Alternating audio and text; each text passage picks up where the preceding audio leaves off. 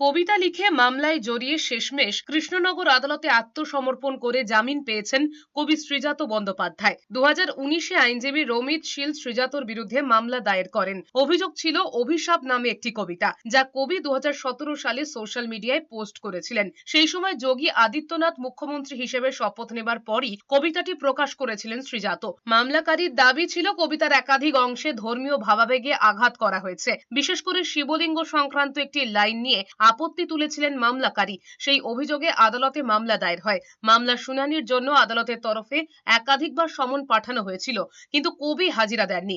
এরপর 20 এপ্রিল তার বিরুদ্ধে গ্রেফতারি পরোয়ানা জারি করে আদালত। ভোটের মুখে সেই নির্দেশ সামনে আসতেই চর্চা শুরু হয়। শনিবার আদালতে হাজিরা দিয়ে জামিনের আবেদন করেন শ্রীজাত। মামলাকারী পক্ষের আইনজীবী জামিনের বিরোধিতা করলেও কৃষ্ণনগর আদালতের বিচারক শর্ত সাপেক্ষে জামিন মঞ্জুর করেছেন। আদালতের অনুমতি ছাড়া কৃষ্ণনগর ও কলকাতার বাইরে যেতে পারবেন না কবি। শ্রীজাত বন্দ্যোপাধ্যায় আজকে বেল নিতে এসেছিলেন, ঠিক আছে। আমরা একটা অবজেকশন দিয়েছি, লার্নেড কোর্ট সমস্ত কিছু কনসিডার করার পরে ওনাকে জামিন দিয়েছেন, তবু শর্ত সাপেক্ষ।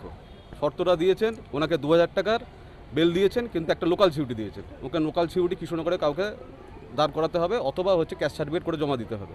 এবং কোর্টের আদেশ ছাড়া উনি নিজের বাড়ির জুরিসডিকশন এবং কোর্টের জুরিসডিকশন থেকে বেরোতে পারবেন না।